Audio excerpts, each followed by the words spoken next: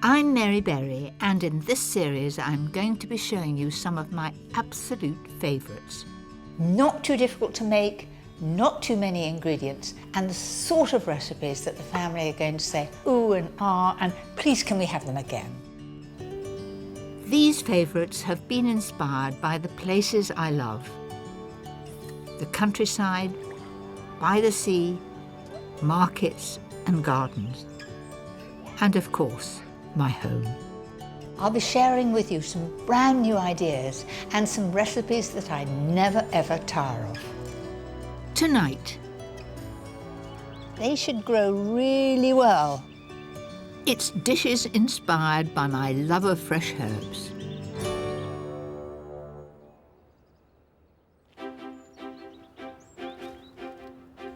I love growing my own herbs. It's very easy, I'm getting better at it, and they're an inspiration for many of my recipes. When I started cooking, which was a long time ago, you could only get dried herbs. Nowadays, almost all supermarkets stock fresh herbs, but you can't beat growing them yourself. Fresh herbs can really give a lift to a recipe. They can take it from the ordinary to the sublime. And tonight, I'm going to show you some delicious recipes using my favourite herbs. A luxurious platter for special occasions. A dish my grandchildren love. A Mediterranean summertime supper. My all-time favourite cake. But first, this simple salad using fresh mint. Mint is not only one of my favourite herbs, it's the easiest to grow, and once you've got it growing, it is prolific. I'm going to use it today in a salad. So I've got a really nice bunch of fresh mint. The smell alone sets me wanting to do something with it. And remember, if you keep the stalks and you've got some lovely new potatoes, you could put those in to give flavour.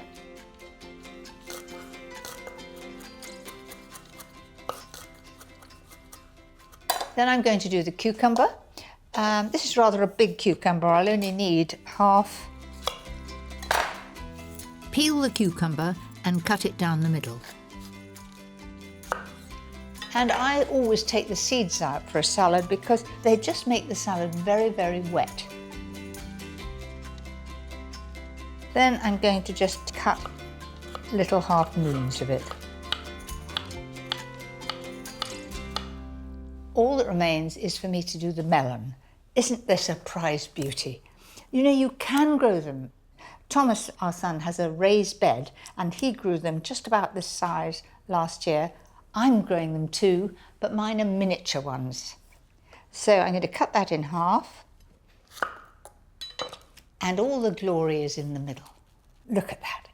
Doesn't it look tempting? It makes you think of summer. Cut the melon into quarters and remove the skin. Cube and take out any seeds. This salad is simplicity itself. For a simple zesty dressing, I'm using the juice of half a lemon. You know, lemon and mint go so well together. 4 tablespoons of good olive oil, a little seasoning, and mix it till it all comes together. That's it, that's ready to go over the top. The melon in the base, some cucumber, generous amount of mint there. I'm also adding some halved black olives and feta cheese. And rather than doing it in neat little cubes, I just break it off in decent sized pieces, sort of crumble it.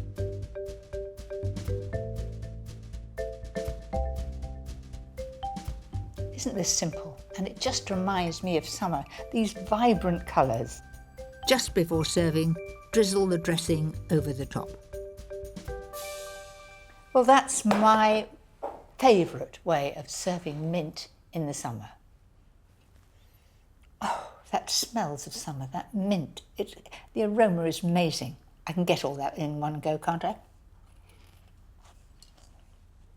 To me, that tastes of midsummer, lovely warm sunny days, full of flavour and lots of crunch.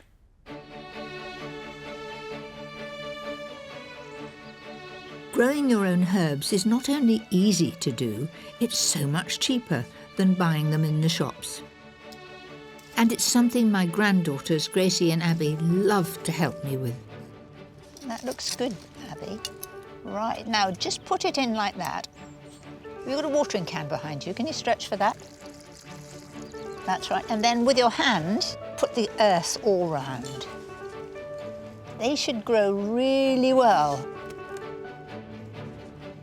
Thank you very much. Spending time with my grandchildren is one of my great joys, and my next dish is one of their favourites. So I've got 500 grams of good minced beef here. Add a finely chopped onion to the mince and 2 cloves of grated garlic. It's only actually since I've been married that we've had meatballs. Mum used to do what she called Scotch mince, and that was just fried mince, no onion and a good gravy. We used to love that as children, but I've found that my young absolutely love meatballs. Then I'm going to put some thyme in there. Now this is broadleaf thyme, and as you can see, it's got a very woody stem and it is very strong, much stronger than you would buy in a supermarket because it has matured over the years. Thyme is wonderful because it's always there, winter, summer, it doesn't lose its leaves. In it goes. Next, add 50 grams of grated parmesan and half a teaspoon of paprika. It gives a nice bit of colour to it. And then pepper and salt. 1 small egg, that just holds it all together. So just mix all that together. And do you know what? I'm going to discard the spoon and use my hand. You can really get the feel of it. If it's a wet day and it's school holidays, children will help. They love to help to cook, especially when it's something they're going to enjoy for their lunch. Shape the mixture into a cake and divide it in 4. Each section will make 6 meatballs. You just get the mixture, slightly damp hands, and shape them into a ball. I would say they're golf ball size. My husband plays golf. They look just like golf balls to me.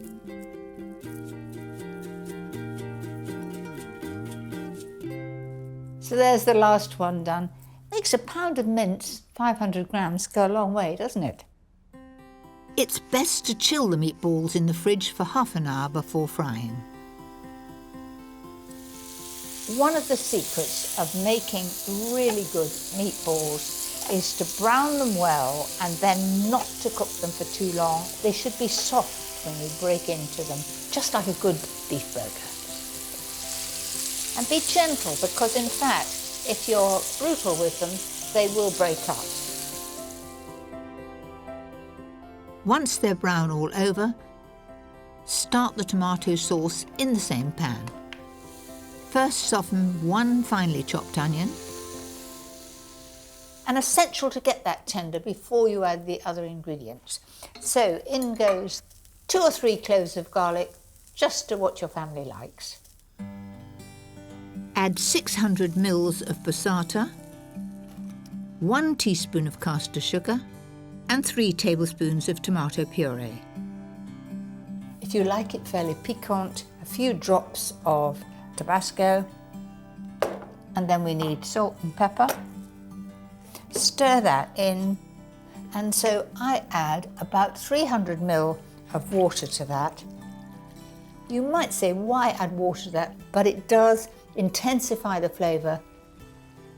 I'm just going to leave that for about 10 minutes to bubble gently and reduce.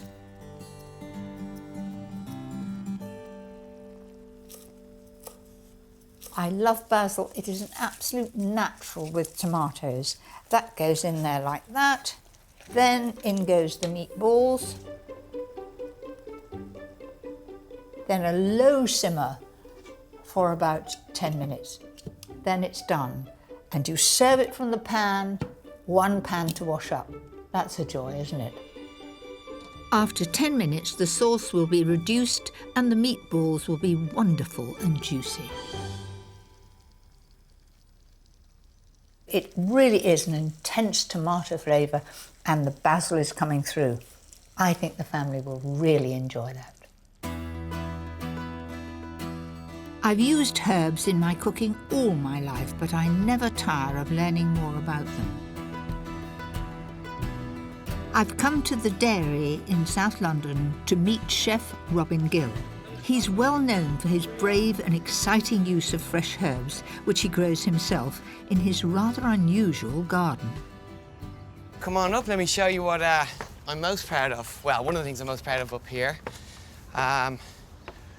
We've been so lucky to have almost as much space on the roof as we do in the whole dining room. Well, this is quite amazing, isn't it? All growing in these boxes that are normally sort of chucked out once they've been used a bit for deliveries. Exactly. We did everything pretty much on a shoestring. The idea was that we could pick something up if it needed more sunlight or less sunlight and then just move it around.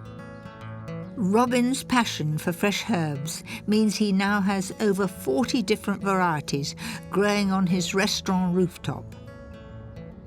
As I glance around, there's many of the herbs that I know. I mean, look at this wonderful French tarragon. Yeah, this is stunning. But I've no idea what that is there. Is it sweet Sicily? Exactly. I love it. I think it's got like a little bit of an aniseedy flavour. Let me tell you. So almost like a little bit like fennel. A little bit of an aniseed. It's very strong aniseed, yeah. And something we really like and that we use a hell of a lot because it's quite versatile is sorrel. I find it quite refreshing, and we use it with fish, but also we've done a really interesting dessert with it at the moment. Really? I'd never think of putting sorrel with food. Yeah, we use it with sorrel and apple. And along here we've got, was it garlic chives? Yeah, this is normal chives and garlic chives. If you taste a chive like that, it's peppery, you know. Chives when you buy in the supermarket, it's just not got that same heat. It's completely, like, it's about it's times 100 the power of this chive compared to something I would buy. And that's one of the main reasons why we do this here. You can grow herbs anywhere. I mean, right over there's somebody growing it on a windowsill, very much in the style you're growing it here. Exactly. In boxes. And so you don't need a big garden to grow herbs. All the herbs that Robin grows feature on his menu. He often combines them in ways I've never seen before. 3 or 4 different herbs on one plate. And I can't wait to try some of them. So this is one dish which kind of really sort of sums up what we do here. We try to take 3 ingredients and just only use flavours like herbs just to intensify the ingredient. So we've got peas, celery, mint, and that's pretty much all it is. And then we just use herbs from the garden. We got some of the fresh sorrel here, the black pepper mint, Corsican mint, and then we got a little bit of the apple mint. Okay, and then finally, just the What's that? Mint snow, we call it. It's like a refreshing ice, so a really That's summery dish. That's frozen? Yes, frozen.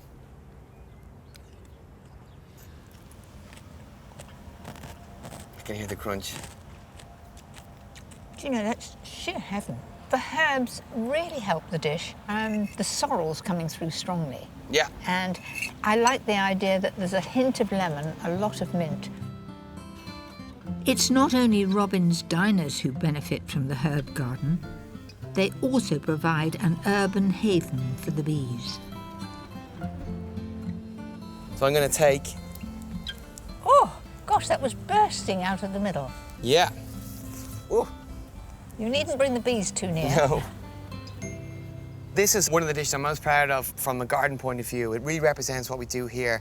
It's basil, rooftop honey, and courgettes. And that's pretty much it. And then what are those yellow flowers? I've never seen them before. They're rocket flowers. Oh, gosh. You've let it go to seed? Yeah.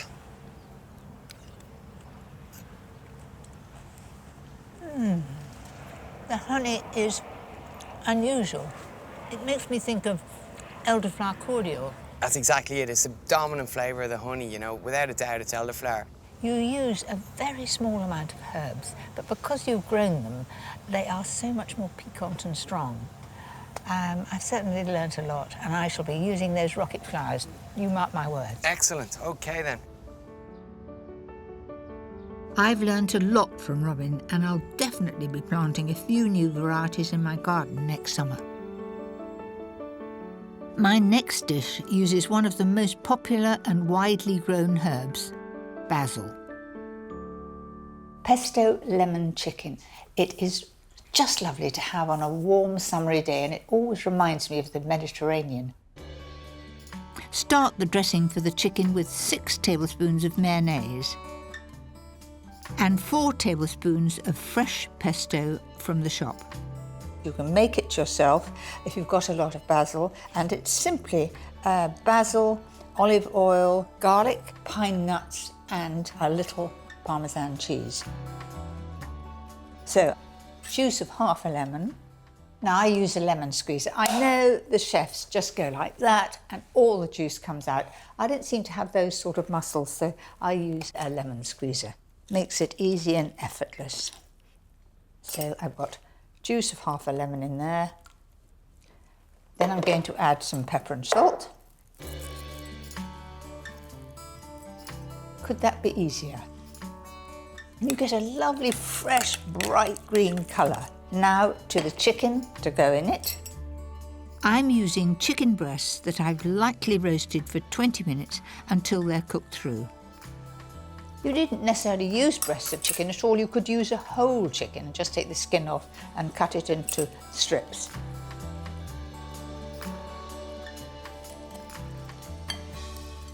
And making sure that every bit is coated. I think that looks really, really summery and good. I like to serve it with a salad around the outside, so it's a complete dish and you just help yourself. I grew cucumbers this year and they were prolific and far too many for us, and I began and did some pickling of cucumber, giving them away to friends. I think I was dead lucky. I'm also adding 2 sliced avocados. I'm now going to just coat them in a little bit of lemon juice because that stops them discolouring. And some halved baby plum tomatoes. A little bit of pepper and salt. And with the cucumber too. Now I'm going to assemble the dish. I'm going to put the chicken down the middle. And remember, ideally make it the day before and just leave it in a bowl covered with cling film in the fridge, and the chicken will taste of basil. So quite sort of higgledy-piggledy here. This all looks so beautifully fresh and tempting. If you like, top it off with some micro herbs and a handful of toasted pine nuts. I'm just going to put a little drizzle of oil and vinegar dressing over the top. And because this is very much a basil salad, I'm going to put a few leaves on it. Like that on the top.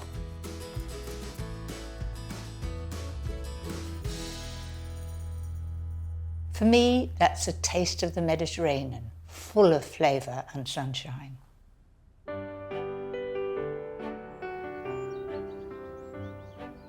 Herbs are a great way to add sophistication to a dish when entertaining guests. And I love using them to add zing to this salmon, prawn and potato salad platter. If we're having friends round and I'm doing a buffet, I always include a salmon dish. First, season 3 medium salmon fillets and add a good squeeze of lemon. Lemon and fish go very well together. Wrap them in foil. You don't need to seal it because it's not going to run away. And cook at 160 fan. And it'll take about 15 minutes. I've already boiled 500 grams of new potatoes. And whilst they cool, I can make the dressing. 3 tablespoons of Dijon mustard. 3 tablespoonfuls of white wine vinegar. 4 tablespoonfuls of oil, and then a tablespoonful of sugar. And best to use caster sugar because it dissolves quickly. Add a little seasoning and give it a good whisk. Now this is a very mustardy dressing, but it goes well with the potatoes. Doesn't take much mixing, that's it. Once the potatoes are cool enough to handle, quarter them and add them to the dressing. I think a potato salad is something not to be forgotten. So much pasta and rice is served as salads, but there's nothing to beat a good potato salad. The warm potato will absorb this lovely mixture of mustard and oil. To add some crunch, slice 3 spring onions and 4 sticks of celery. When I was young, Dad used to grow it, and we had celery with everything. It was almost too much celery. Next, add 6 tablespoons of mayonnaise and the chopped spring onion and celery. So it is not going on the floor, it's going straight in the bowl. That's it. And to add a bit of colour, a few thinly sliced radishes. Mix all that together. The radishes have a very piquant flavour, so if they're thinly sliced, they just fit very well with the salad. That's it. Now, some wonderful fresh parsley. If you can't be bothered to chop parsley, I've got a quick tip to speed it up. Put it in a cup and then just snip it with scissors. And if you've got an extra pair of hands in the kitchen and it's one of your children or grandchildren, they love doing this little job. That's it. Then put some of it in here. So mix all that together. Parsley works really well in this potato salad because it gives the brightness of the green as well as adding to the flavour. Just going to put that to one side and see how the salmon's doing. There we are. Now that is absolutely perfect. And then you just flake that up in sort of reasonable sized pieces.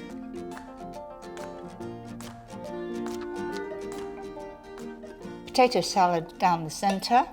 I'm trying very carefully not to drip it on the side.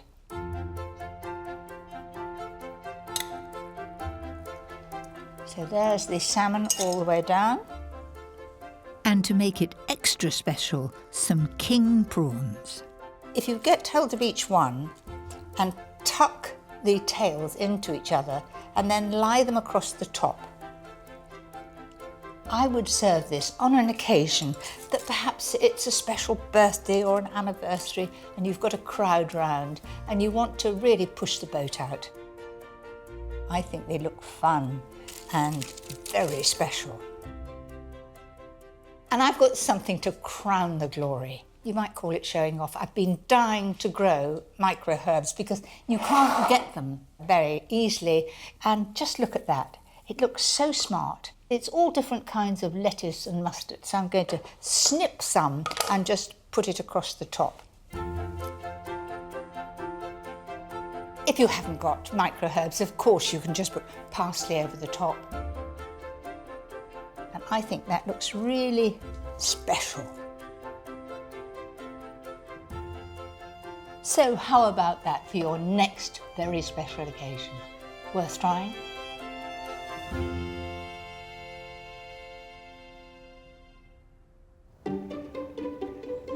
Herbs aren't exclusively for savoury dishes. They can also be great in cakes and puddings.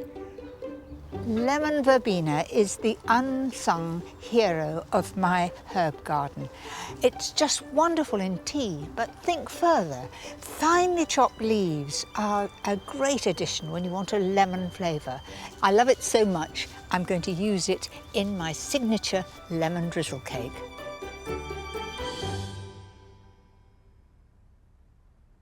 If you ask anybody what their real favourite cake is, it's nearly always lemon drizzle. It's certainly mine. So, lemon verbena. If you rub your fingers against it, it is strong lemon, a bit like lemon thyme, but it's rather sweeter than that.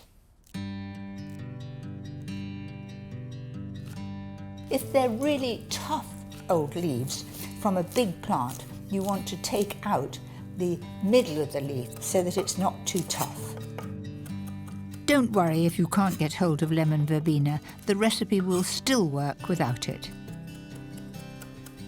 So I'll end up with about a tablespoon of lemon verbena. That's it. To make the cake, add 4 eggs, 225 grams of caster sugar, and the same again of baking spread. If you like to use butter, it must be really soft.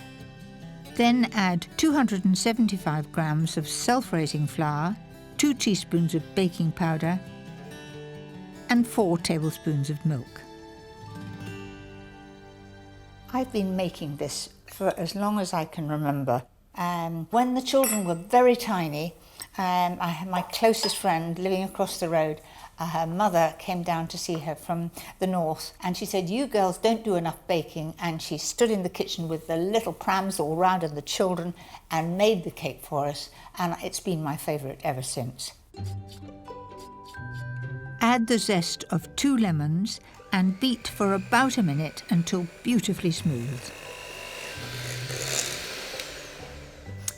That is beaten to perfection. This amount of mixture fills a tray-baked tin 23 by 30 centimetres. You grease the tin really well, and then you line it with non-stick paper.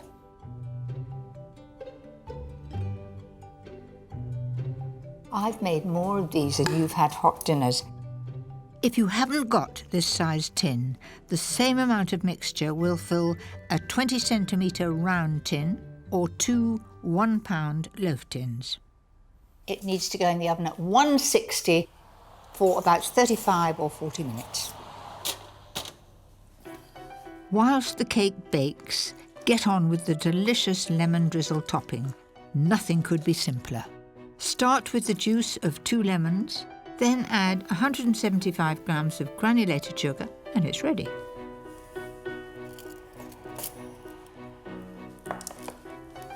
Well, that's just as it should be. A gorgeous pale golden brown. Wait 10 minutes for the cake to cool slightly before topping with the lemon drizzle. Make sure you get it all to the edges, and then it will be really delicious. Once the topping has completely soaked in, it's ready to slice. Now, I cannot resist. That is as light as a feather. You can just see the flecks of lemon verbena. That is sheer bliss. When I finish that, I'm quite sure I'd be ready for another slice.